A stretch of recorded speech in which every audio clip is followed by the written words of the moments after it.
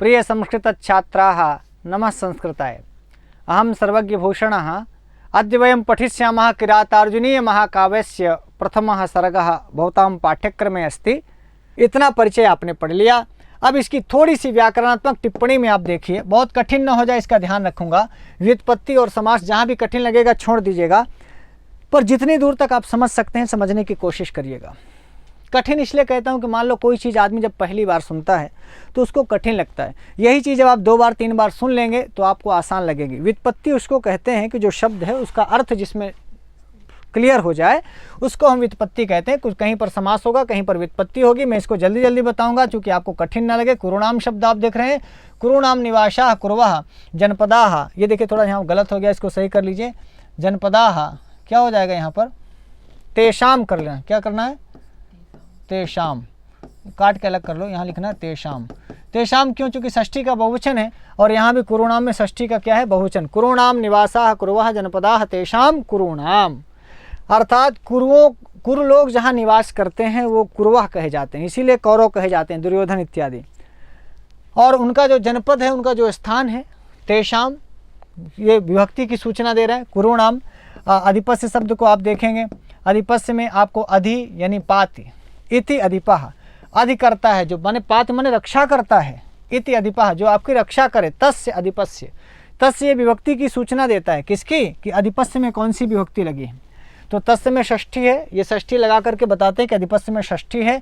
जो आपकी रक्षा करे ना वो अधिप है। तो राजा क्या करता है, रक्षा ही तो करता है, इसीलिए अधिपः उसको कहते हैं जो आपकी रक्षा करे।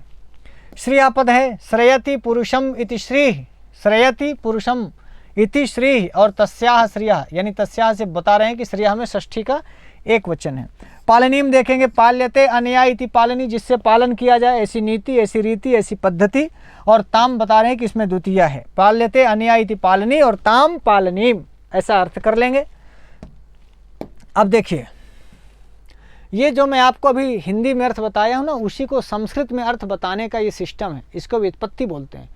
संस्कृत में वही चीज़ बता रहे हैं कि बोले कि वृत्तिम क्या है, बोले वर्तते अग्रेसरी क्रियते अनया इति वृत्ति। वृत्ति शब्द का अर्थ बताते हैं, अग्रेसरी क्रियते जिससे, वो वृत्ति है, वो व्यवहार, और उसको वृत्ति कहते हैं। और वृत्ति में कौन सी विभक्ति लिखी है, तो लिखा है ताम। वर्तते अग्रेसरी क्रियते अनया इति वृत्ति ताम वृत्तिम। वर्णलिंगी वर्णः प्रशस्ति, वर्णः प्रशस्ति अस्ति अस्ति इति वर्णे, और तस्य लिंगम, लिंग का अर्थ हुआ चिन्हम, तस्य लिंगम अर्थात चिन्हम, वर्णलिंगम, और वर्णलिंगम अस्य अस्ति इति वर्णलिंगी। वर्णलिंग है जिसका, वह हो गया कौन, वर्णलिंगिन शब्द बनेगा, वर्णलिंगी। जैसे अधिकारी का रूप चलाएंगे, अधिकारी अधिकारिणो अधिकारिणः, शास्त्री शास्त्रिणो शास्त्रिणः, वाजपेयी वाजपेयिनो वाजपेयिनः, वैसे वर्णलिंगी वर्णलिंगिनो वर्णलिंगिनः, ऐसा आप रूप चलाएंगे। उन्हीं का अर्थ बता रहे हैं यहाँ पर कि क्या क्या है। वर्णनः लिंगम, वर्णलिंगम, षष्ठी तत्पुरुष का समास हुआ। विदिता शब्द है, विदितम यानी वेदनम, अस्य अस्ति इति विदिता, अर्थात जो जानता है वो, विदिता माने जानने वाला, जो जान चुका है। वनेचरा, वनेचरति इति वनेचरा, जो वन में विचरण करे वो कौन है, वो वनेचर है। वनेचर शब्द भी यहाँ आया है। प्रजासु माने प्रकर्षेण जायन्ते इति प्रजाः, और तासु माने प्रजासु। तासु सप्तमी के बहुवचन का बोध कराने के लिए है। द्वैत वन का व्याख्यान है कि द्वौ शोक मोहौ इति गतौ, दो द्वैत वन में जो द्वि शब्द है वह शोक और मोह का वाचक है, और शोक और मोह इत हो गए हैं, चले गए हैं। यस्मात् माने जहाँ से, वो द्वितम है।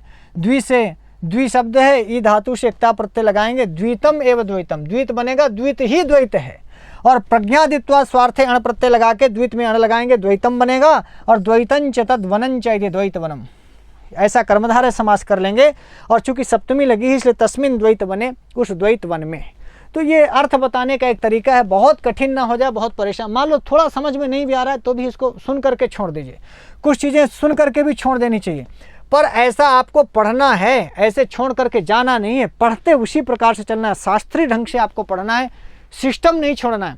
माना कि थोड़ी बहुत चीज़ें अभी नहीं समझ में आती, इसलिए मैं बहुत फोकस उस पर नहीं कर रहा हूँ, पर मैं उम्मीद करता हूँ कि आप बहुत जल्दी समझेंगे। युद्धि यानी संग्रामे, युद्धि सप्तमी का एक वचन है। युधिष्ठिर शब्द का अर्थ बता रहे हैं, व्हाट इज युधिष्ठिर। युधिष्ठिर क्या है, बोले युद्धि संग्रामे स्थिरा इति युधिष्ठिरा, जो संग्राम में स्थिर रहे, जो भागे नहीं, जो पलायित ना हो, उसको युधिष्ठिर कहते हैं। और तम युधिष्ठिरम, ऐसा सप्तमी का तत्पुरुष है।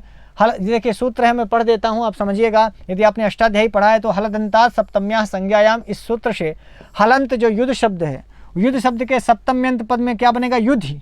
और युद्ध में जो स्थित सप्तमी विभक्ति का लोप नहीं हुआ, युद्ध में जो सप्तमी वैसे समास होने के बाद अंतर्वर्तनी विभक्तियों का लोप होता है, यहाँ लुक नहीं हुआ, लोप नहीं हुआ, क्योंकि युधिष्ठिर पद नामवाचक है।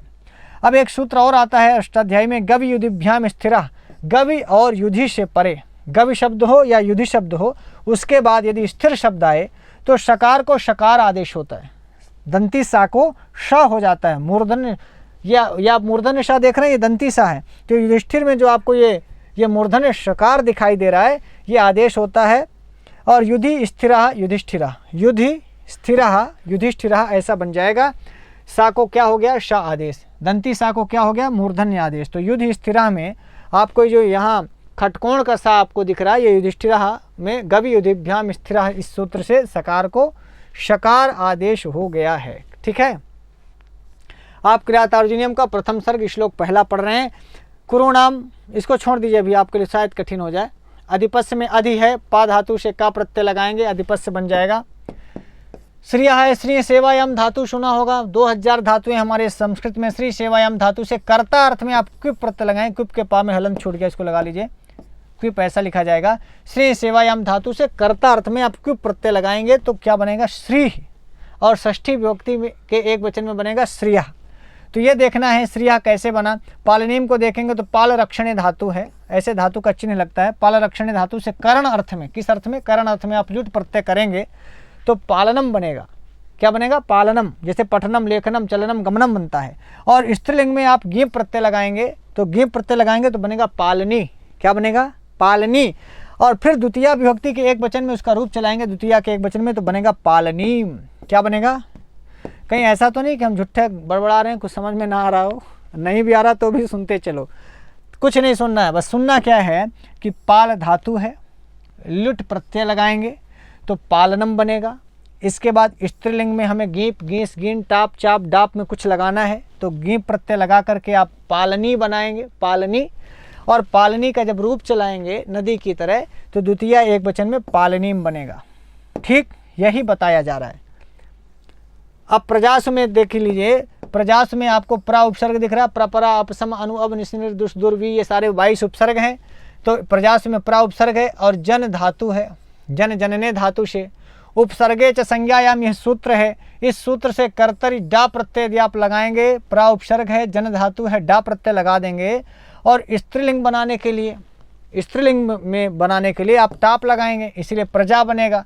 अब टाप प्रत्यय लगा करके अधिकरण अर्थ में सप्तमी विभक्ति का बहुवचनांत रूप बनाएंगे, प्रजासु बन जाएगा। जैसे बालिकासु, रमासु, लतासु, नायिकासु, वैसे ही क्या बन जाएगा? प्रजासु। ध्यान रखिएगा, स्त्रीलिंग का टाप प्रत्यय लगा है, लेकिन उसके पहले आपको यह ध्यान रखना है कि जन जनने धातु है, प्रा उपसर्ग है, डा प्रत्यय लगा है, तब टाप लगा है, तब क्या बनेगा? प्रजा।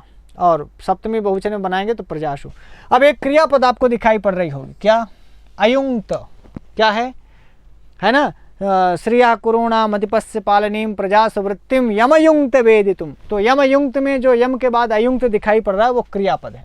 इसका परिचय देख लीजिए, ये युज धातु है। कौन सी धातु है? युज धातु है। रुधादिगणी 10 गण हमारे यहाँ होते हैं संस्कृत में, आप सब जानते हैं, भ्वादि इत्यादि। तो रुधादिगण की है, लंग लकार है, प्रथम पुरुष है और एक वचन है। ये इसका सामान्य परिचय, इतना सामान्य परिचय है, कौन सी धातु है, किस गण की है, किस लकार की है, कौन से पुरुष की है, कौन से वचन की। अब इसका रूप क्या चलेगा, तो एक रूप भी आपके लिए लिख दिया गया कि इसका रूप ये वाला है ना, प्रथम पुरुष का एक वचन है तो यही रूप यहाँ पर प्रयुक्त है। पूरा रूप पढ़ें तो कैसे पढ़ेंगे? अयुंक्त, अयुंजाताम, अयुंजत, अयुंगथाह, अयुंजाथाम, अयुंध्वम और अयुंजी, अयुंज्वहि, अयुंज्महि, ऐसा आप रूप चलाएंगे। लट लकार का रूप था ये, वो क्षम्यताम, लंग लकार का रूप था। लंग लकार में युज धातु का, लंग लकार प्रथम पुरुष का एक वचन, ये प्रयुक्त है यहाँ पर। अब एक सूत्र लिख दिया गया यहाँ पर, स्वरितः कर्तृभिप्राय, कर्तृभिप्राय की क्रियाफले सूत्र से आत्मनेपद हुआ है। चूंकि आत्मनेपद का रूप है तो किस सूत्र से हुआ ये आपको देख लेना है। समाययु एक क्रियापद यहाँ पर प्रयुक्त है, समाययु। सम उपसर्ग है, आंग भी उपसर्ग है। सम और आंग उपसर्ग के साथ या प्रापणे धातु है तो या धातु हो गई, आंग उपसर्ग हो गया, सम उपसर्ग हो गया। सम, आंग और या लिट लकार में इसका रूप चलाएंगे प्रथम पुरुष के एक वचन में तो समाययु बन जाएगा। प्रथम पुरुष में, मध्यम पुरुष में, उत्तम पुरुष में तो समाययौ, समाययतुः, समाययुः और समाययिथ अथवा समाययाथ वैकल्पिक रूप है, फिर समाययथु, समायय, समाययौ, समाययिव, समाययिम, ऐसा रूप चलाएंगे।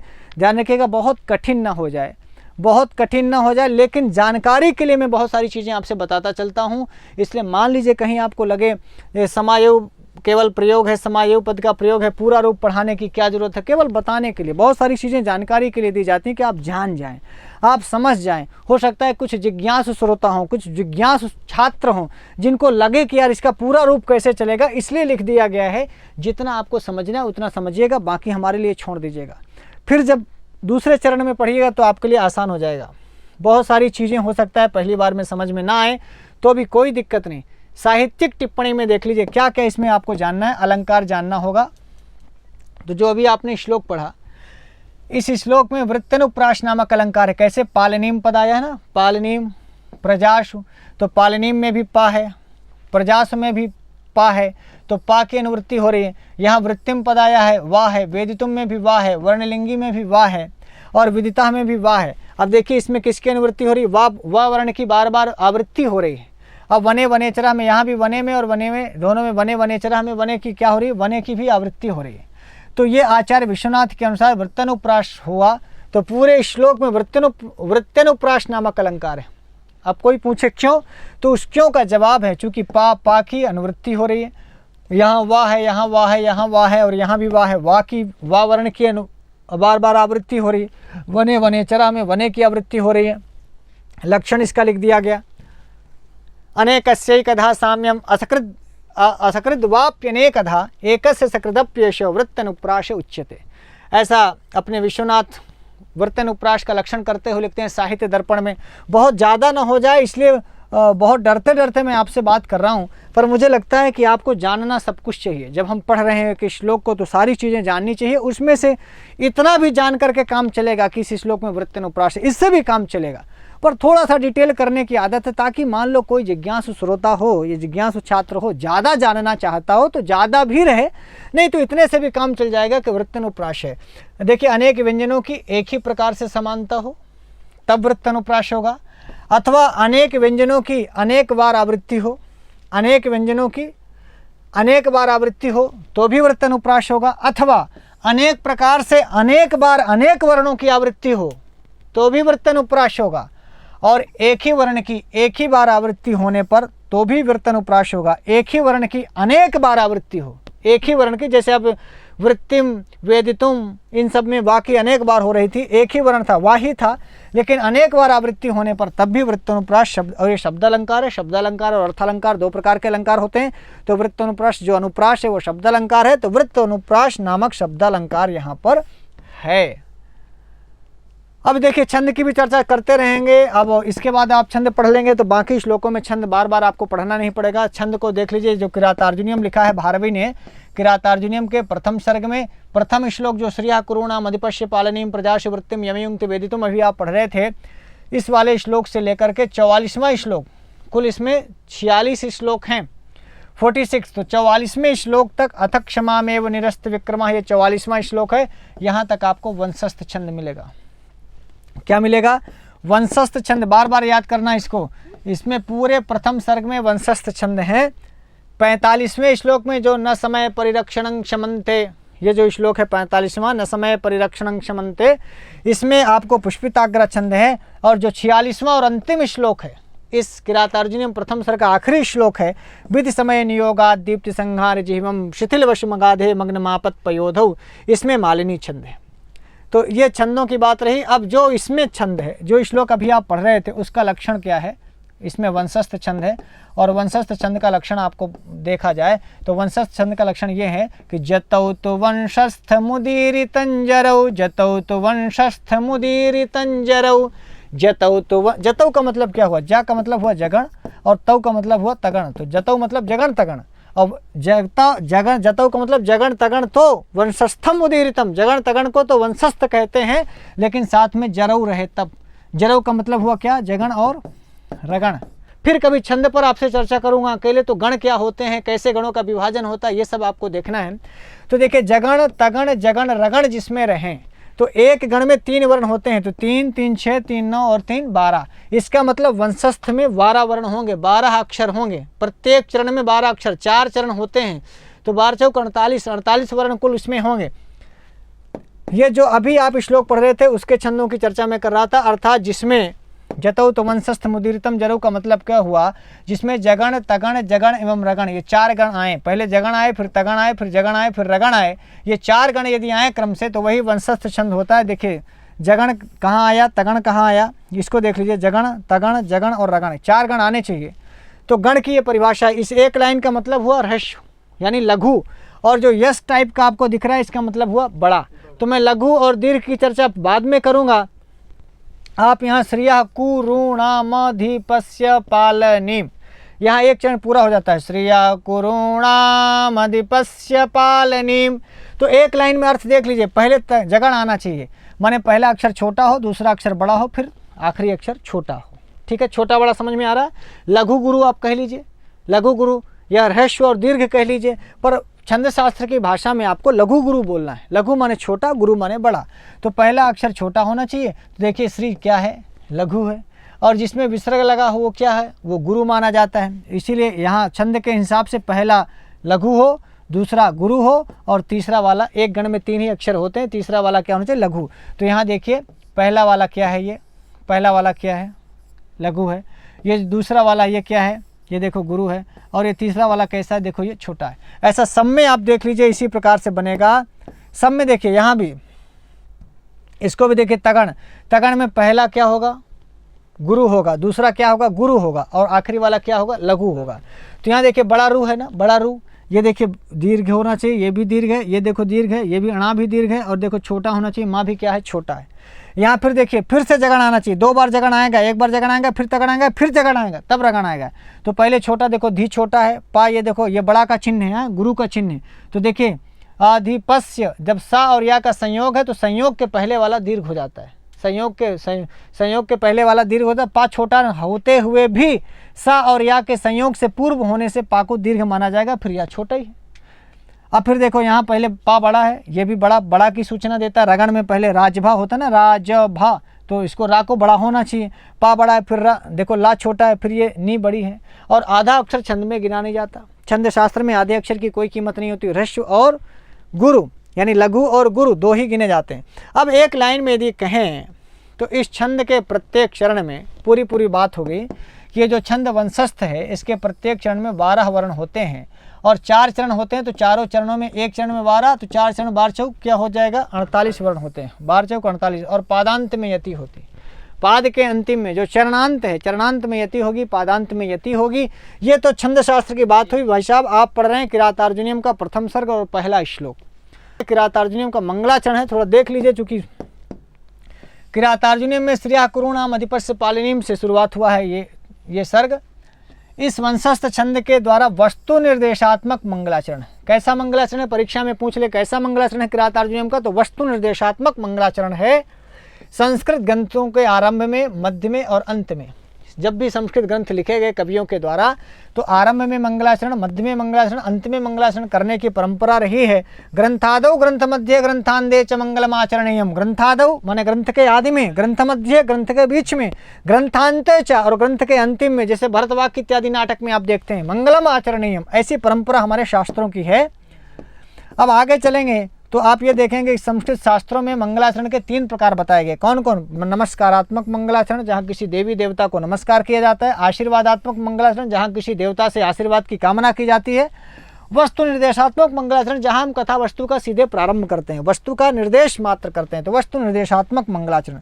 ये पंक्ति लिखी है क्या, आशीर नमस्क्रिया वस्तु निर्देशो वापि तन्मुखम इति दंडी ने कहा। आशीर्वादात्मक, नमस्क्रियात्मक, वस्तु निर्देशात्मक 3 प्रकार का मंगलाचरण होना चाहिए। मंगलाचरण का उद्देश्य बताते हुए महर्षि पतंजलि महाभाष्य में लिखते हैं क्या, मंगलादीनि मंगलमध्यानि मंगलांतानि च शास्त्राणि प्रथन्ते वीर पुरुषकाणि आयुष्मत् पुरुषकाणि च भवन्ति अध्येतारश्च प्रवक्तारो भवन्ति। ये पंक्ति है महाभाष्य की, पतंजलि ने लिखा है। और भारव ने किरातार्जुनीयम के प्रथम श्लोक में सर्वप्रथम श्रियः शब्द लिखा है ना, श्री शब्द से शुरुआत होती है किरातार्जुनीयम की, तो श्रियः शब्द का प्रयोग किया है जो कि मंगलवाचक है। और मल्लिनाथ घंटापथ नामक टीका, जो इसकी बड़ी प्रसिद्ध टीका है किरातार्जुनीयम की, घंटापथ टीका लिखी है मल्लिनाथ ने। उन्होंने लिखा, क्या लिखा, आदिता श्री शब्द प्रयोगात, आदिता मन सबसे पहले श्री शब्द प्रयोगात वर्ण गणादि शुद्धिर न अत्र अतीवोपयुज्यते। ऐसी पंक्ति लिखी कि श्री शब्द के प्रयोग मात्र से वर्णगण इत्यादि की शुद्धि का बोध होता है, वस्तु निर्देशात्मक मंगलाचरण है, ऐसा घंटापद के टीकाकार लिखते हैं। अब थोड़ी सी जल्दी जल्दी एक और चीज़ देख लेते हैं। आपने पूरा श्लोक पढ़ लिया, बहुत बोर हो रहे होंगे या कि बहुत बड़ा ना हो जाए, इसलिए मैं संक्षेप में कुछ शब्द बता देता हूँ, कुछ प्रश्न बता देता हूँ, कैसे कैसे परीक्षाओं में सवाल पूछे जा सकते हैं। क्या पूछेगा, सवाल पूछा जा सकता है कि किरातार्जुनीयम के मंगलाचरण में कौन सा छंद है, तो क्या लिखेंगे, वंशस्थ छंद है। ये जो लाल से है ये इसका उत्तर लिखा है। सवाल ये भी पूछा जा सकता है कि वर्णलिंगी से किसका बोध हो रहा है। यहाँ पर एक पद है ना वर्णलिंगी, तो वर्णलिंगी से किसका बोध हो रहा है, वनेचर का बोध हो रहा है। वनेचर हस्तिनापुर से लौटकर युधिष्ठिर से कहाँ मिला था, तो द्वैत वन में मिला था। युधिष्ठिरम द्वैत वने वनेचर, द्वैत वन में मिला था। वनेचर हस्तिनापुर किस वेश में गया था, तो ब्रह्मचारी के वेश में गया था। वर्णलिंगी वनेचर है ना, वर्णलिंगी वनेचर वर्णलिंगी बन करके गया था, यानी ब्रह्मचारी के वेश में गया था। वनेचर हस्तिनापुर का समाचार जानकर किसके पास लौट आता है, तो देखिए युधिष्ठिरम द्वैत वने वनेचरा, तो युधिष्ठिर के पास वापस आ जाता है। ये भी आपको समझ में आ गया। देखिए इसी श्लोक से किस प्रकार के सवाल आपसे पूछे जा सकते हैं उनकी चर्चा मैं आपसे कर रहा हूँ। द्वैत वन में युधिष्ठिर के पास कौन आता है, तो द्वैत वन में युधिष्ठिर के पास वनेचर आता है ना, वर्णलिंगी वनेचर ही तो लौट करके आता है इस श्लोक में। किरातार्जुनीयम का प्रारंभ किस पद से होता है, श्रिया कुरुणामधिपश्य पालरी, स्त्री शब्द से होता है या श्रिया शब्द से होता है। कुरुणामधिपा पद से किसका बोध हो रहा है, यहाँ कुरुणामधिपा जो लिखा है श्रिया कुरुणामधिपश्य पालनीम, तो कुरुणामधिपा किसके लिए कहा गया, सुयोधन को, यानी दुर्योधन जिसको कहते हैं। भारवी इसको सुयोधन कहते हैं, वैसे दुर्योधन नाम है 100 पांडवों में 100 कौरवों में सबसे बड़ा है। वनेचर किस ग्रंथ का पात्र है, किरातार्जुनीयम का पात्र है, ऐसा भी आपसे सवाल पूछा जा सकता है। किरातार्जुनीयम में एक कुशल गुप्तचर के रूप में किसका चित्रण है, वनेचर का चित्रण किया गया है। कुशल गुप्तचर माने जो जा करके भाई साहब दुर्योधन का जाकर के समाचार जान करके वापस आ जाना, ये कुशल गुप्तचर का सबसे बड़ा प्रमाण है। तो वनेचर युधिष्ठिर से कहाँ का समाचार बताता है, यदि ऐसा सवाल पूछे तो हस्तिनापुर के दुर्योधन का समाचार बताता है। हस्तिनापुर में जाता है, दुर्योधन का समाचार बताता है, युधिष्ठिर से बताता है, द्वैत वन में बताता है। ऐसा भी पूछ सकता है कि किरातार्जुनीयम के प्रथम सर्ग का आरंभिक वक्ता कौन है, यानी किरातार्जुनीयम के प्रथम सर्ग में 2 वक्ता हैं, शुरुआत में वनेचर बोलता है और आखिरी में द्रौपदी बोलती है, इसीलिए प्रथम सर्ग का आरंभिक वक्ता कौन है। जब ऐसा पूछेगा तो आपको वनेचर लिखना है। क्या लिखना है, वनेचर। और क्या सवाल बन सकते हैं, देखिए वनेचरा में कौन सा प्रत्यय, ऐसा पूछे, चरेष्टा सूत्र से टा प्रत्यय हो गया, वनेचरा में चरेष्टा सूत्र से टा प्रत्यय हो जाएगा। वनेचर में हस्तिनापुर का समाचार सर्वप्रथम किससे कहा, वनेचर आया जब हस्तिनापुर से तो सबसे पहले समाचार किससे कहा, द्वैत वन में, तो द्वैत वन में युधिष्ठिर से समाचार बोलता है। श्रिया कुरुणामधिपस्य पालनीम किस प्रकार का मंगलाचरण है, वस्तु निर्देशात्मक मंगलाचरण है। किरातार्जुनीयम के प्रथम सर्ग में वनेचर किससे वार्तालाप कर रहा है, युधिष्ठिर से वार्तालाप कर रहा है। किरातार्जुनीयम में दुर्योधन की शासन व्यवस्था जानने के लिए किसे भेजा गया था, वनेचर को भेजा गया था ना। किरातार्जुनीयम के प्रथम सर्ग, किरातार्जुनीयम के यहाँ प्रथम माँ छूट गया, किरातार्जुनीयम के प्रथम सर्ग के आधार पर पांडव कहाँ निवास करते थे, द्वैत वन में निवास करते थे। पांडव कहाँ निवास कर रहे थे, द्वैत वन में। किरातार्जुनीयम के प्रथम सर्ग में प्रयुक्त छंद में कौन गण प्रयुक्त है, कौन कौन गण प्रयुक्त है, जतौ तो वंशस्थ मुदीरितम जरौ, तो जगण तगण जगण और रगण ये वंशस्थ छंद में यही प्रयुक्त हैं। तो आप देख लीजिए प्रयुक्त छंद में गण पूछ रहा है तो जगण तगण जगण और रगण यही गण वंशस्थ में प्रयुक्त होते हैं। प्रजासुवृत्तिम यमियुंक्ते वेदितुम, यह श्लोकांश कहाँ से उद्धृत है, तो क्या बोलेंगे, किरातार्जुनीयम से उद्धृत है। ये किरातार्जुनीयम की पंक्ति है। द्वैत वने युधिष्ठिरम समायौ, तो यहाँ लिख दीजिए कहा द्वैत वने युधिष्ठिरम समायौ, कौन द्वैत वन में युधिष्ठिर के पास लौट करके आया, तो वनेचर ऐसा हो सकता है। सा वर्णलिंगी विदिता समायौ इत्यत्र सा पद से किसका बोध हो रहा है, सा पद से वनेचर का बोध हो रहा है। सा वर्णलिंगी विदिता समायौ में सा पद से किसका बोध हुआ, वनेचर का। चलिए बहुत सारे सवाल हो गए। समायव में कौन सा लकार है, लिट लकार है। अयुंक्त पद की व्याकरणात्मक टिप्पणी लिखी है, तो युज धातु है, लंग लकार है, प्रथम पुरुष का एक वचन अयुंक्त में बनेगा। श्रिया में कौन सी विभक्ति है, षष्ठी विभक्ति है। वने वनेचरा यहाँ कौन सा अलंकार है, वृत्तनुप्रास अलंकार है। बस आज के लिए इतना ही, धन्यवाद। आप सबने पढ़ा, इतना समय दिया प्रथम श्लोक को, फिर हम दूसरे श्लोक के साथ आपके सामने उपस्थित होंगे, लेकिन आज के लिए बस इतना ही। नमः संस्कृताय।